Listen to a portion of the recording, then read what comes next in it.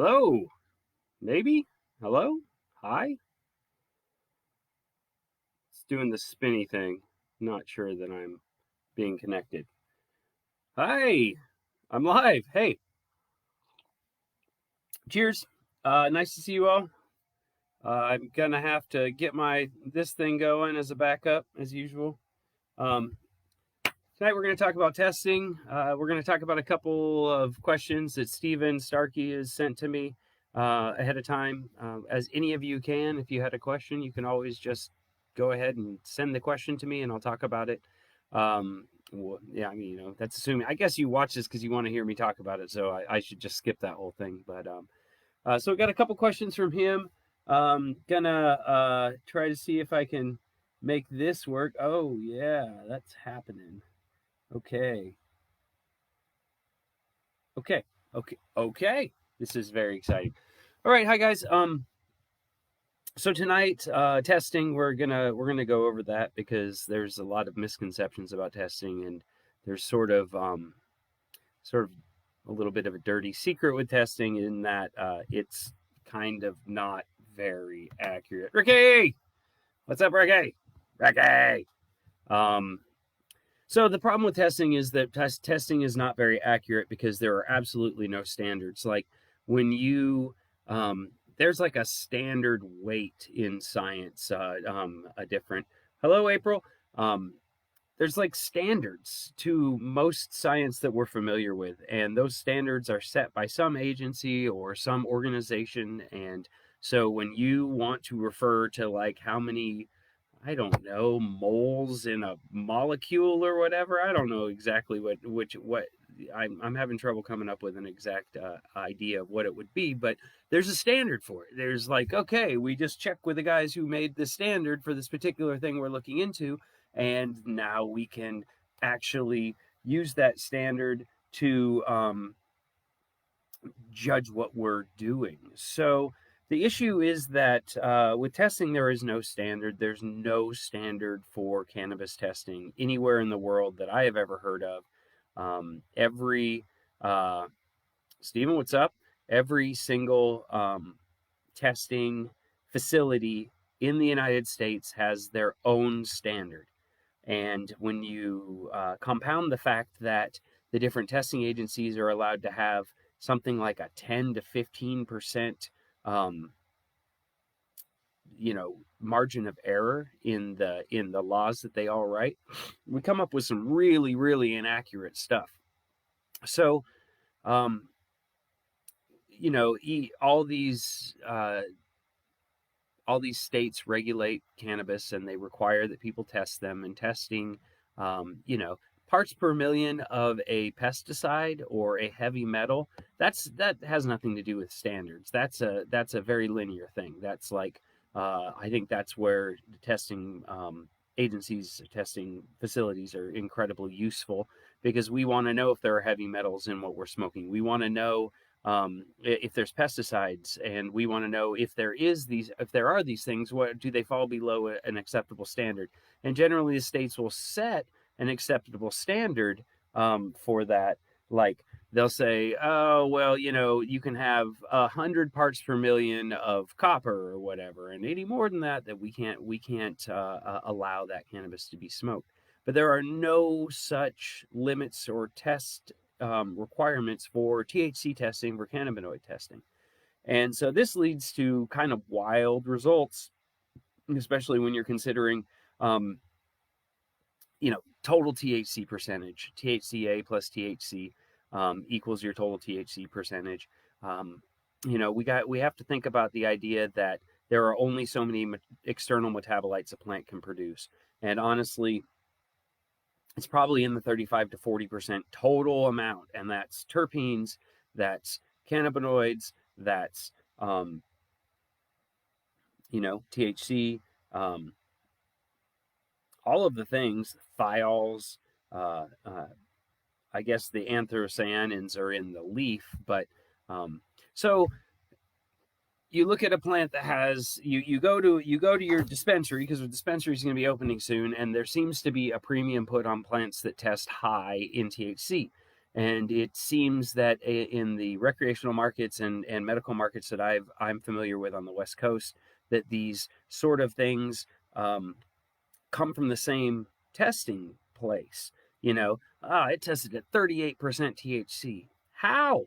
How is that possible? So the only cannabinoid in the entire plant is THC, because we're talking about by weight, and you have stem, you have leaf, you have the outside of the trichome, you have the pistils, you have all this stuff that has to weigh in, and then you're saying 40% of that total weight is THC. It's suspicious, and it doesn't make a lot of sense. But people are like, oh, that one has 33% THC and this one has 23% THC. So let me get the 33% one because it's a better deal. We sort of think of it like alcohol. The problem is it's not like alcohol, because alcohol is a very there's I don't know what they allow, proof 40 proof 20% alcohol or 80% alcohol 160 proof. I'm not sure what the margin of error there is, but it's not 10 to 15%. I guarantee it. And so when you're talking about things that only register in 5, 10, 15, 20%, and they're allowing a 10 to 15% variation in that, then you could see very easily how someone could push a 25% result to a 40% result if there isn't a standard.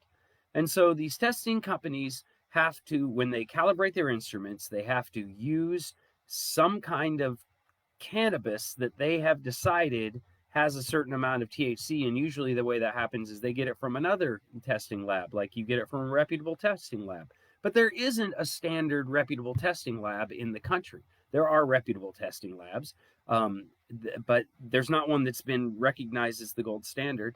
And so how could you possibly test when people are using they're like, okay, this is Bubba Kush and it's 30% THC. So you take this Bubba Kush and test it, and when you see the THC spike, then calibrate that to 30%. And now you have a testing standard. That's how it works. So other people might say, okay, this is Cinex and it's got 19% THC. Test it all over and over and over. So test this Cinex, calibrate your machine to 19%. That's how it works. It's like that variable, really. Because if you think about it, are you grabbing the sample from the top of the plant, from the middle of the plant, from the bottom of the plant? Did you let that sample sit underneath 10 pounds of herb and all the trichomes rain down on it? So when you test it, like how much? Oh, look, this is 40% THC because it was covered in trichomes that weren't part of the natural process. It's just not linear. It's not something that we can say, oh, it's very simple. It has this much THC in it. I guess my whole point is that as a consumer, you want to be aware. You want to be aware that these numbers are malleable. There has been multiple scandals in multiple states where testing agencies basically do a pay-to-play thing, or their buddies or whatever get higher THC numbers because the dispensaries know that the THC numbers are like a way to sell their herb, and so they're testing on that. So I'm checking out what you guys are writing here. Rachel, Stephen, Clay. Clay, I'm sorry.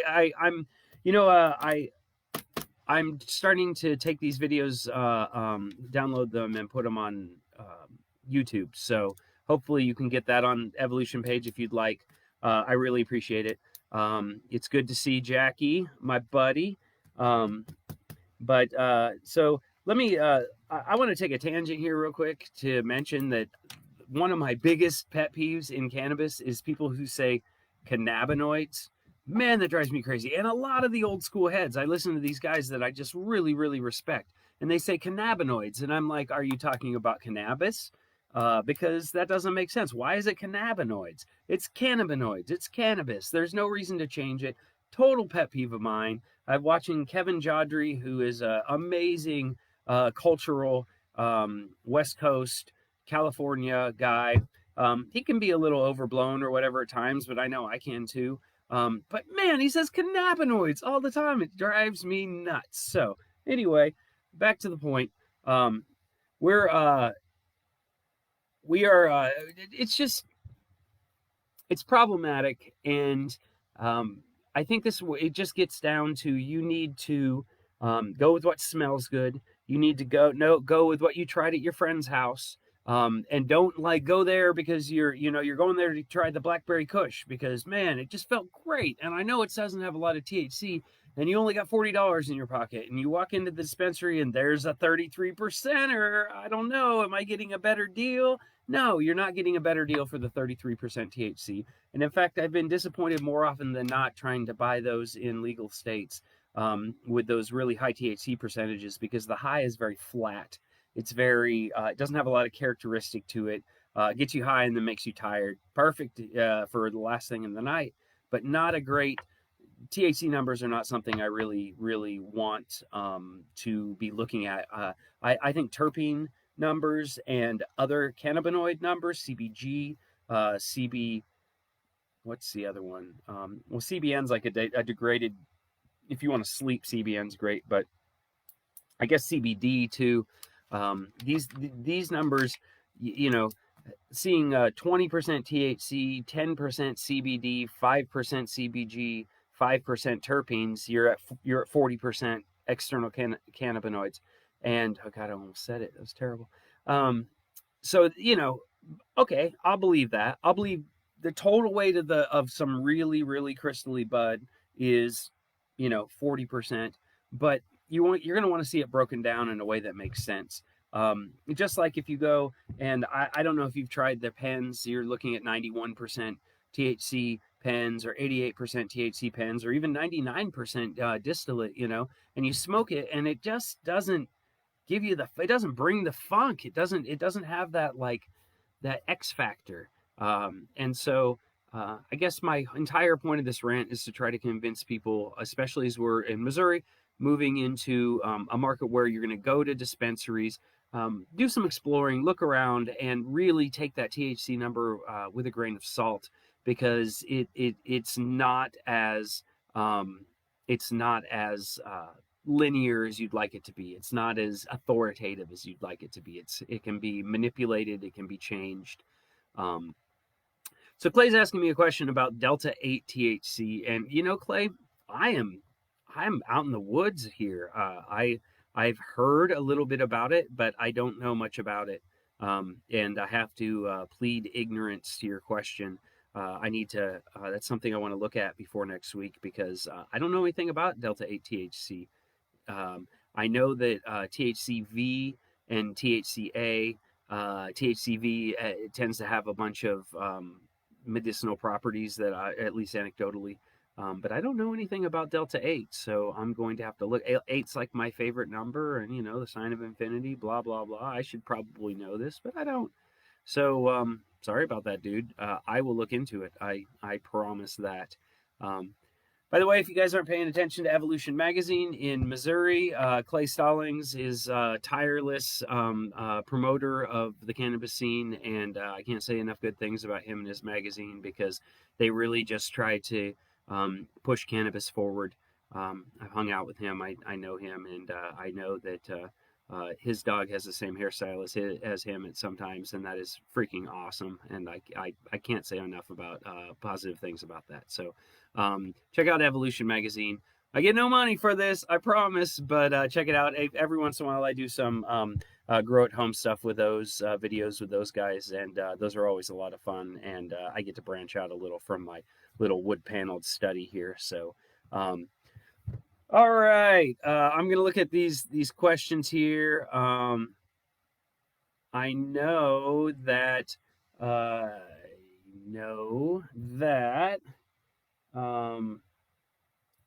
Steven's got a couple questions here, and this was a pretty interesting one. I think he said, "What are your thoughts on interbred cultivars, not inbred necessarily, but hybridizing?" And in animals, mutts are something that typically develop much better resistance and adaptation. That's called hybrid vigor. When you take two genetic pools and cross these genetic pools or mix them, their offspring tend to have something called hybrid vigor, which is because of there's all these fresh genes to draw on. The offspring tend to be stronger, bigger, faster, all these sorts of things. And ideally, in cannabis, it would be the same. So he says, So he said, but the anecdote of how much better weed was in my day persists endlessly. Has hybridizing hurt or helped cannabis over decades? And would we have the amazing flavors and effects available to use today without hybridizing? So he said, yes, I know this is a loaded question, I guess. Well, I think it's an interesting question because, um, you know, I've talked a lot about phenotypes, and phenotypes are um, the fact that when you take seeds and you plant them, you're going to get different um, all sorts of different results from those seeds. Very, very rarely do you plant two seeds and get the same plant with cannabis, because cannabis is a very um, uh, genetically active plant. It um, either through epigenetics or the genetic that it has to pull from. And honestly, I should do a little more research on this because why is cannabis so variable? Is it because it has a lot of genes, or is it because the way it uses its genes? I don't know the answer to that, so I definitely want to look that up. But cannabis is, you know, you've got these um, inbred lines, IBLs, or local things. Say you go to a valley in Afghanistan, and these plants have been back crossing and back crossing and back crossing and back crossing for a long time, and you plant those seeds, and you get a fairly homogeneous result from those. But as soon as you add another plant and make a hybrid, an F1 hybrid, you start to get wildly different results from each seed. Um, and so he asks, he talks about, well, how much better weed was in my day. I don't know if that's true. I think a lot of us older people who have been doing this for a long time have a lot of nostalgia um, built up about the things that we got to smoke and the things we got to uh, uh, um, experience. And so, I guess the bottom line is that um, your own body chemistry determines the effect that you get from the cannabis. So, if one guy remembers stuff 25 years ago that was the best weed he ever smoked, that could easily be true. But there's no way of saying that that was better weed than something that someone just crossed and has started to produce today. It's just too variable, and it's too personal. And sometimes nostalgia can be like a very, very heady drug. And so you remember, and I've noticed as I've gotten older, you remember, man, those were the good times. Those were the salad days. Like, I loved that time in my life. And you remember the herb you were smoking, and then all of a sudden that herb gets infused with nostalgia, and it becomes like a myth in your mind, something that's just bigger than life. And so I think that's kind of the answer, is that we tend to myth. I don't know what word I'm looking for here. We tend to make myths out of the things in our past that relate to good times in our lives. And so I think that people do that with cannabis, because it usually is present at these good times, because it was like I was partying, I was hanging out, I was blowing glass, I was doing this, I was doing that, I was climbing mountains. And so I don't think that the weed back then was any better. In fact, I think there's so much more happening right now that we're producing a lot better stuff. We can do huge pheno hunts and not be worried about the cops, all this stuff. But then there's a lot of hype and bullshit too, so it's a lot more sifting. But I think that the strains that are going to make you feel fantastic are out there. You just have to pay attention, and don't always go for the high THC numbers. So yeah, Clay, I'm gonna have to look into this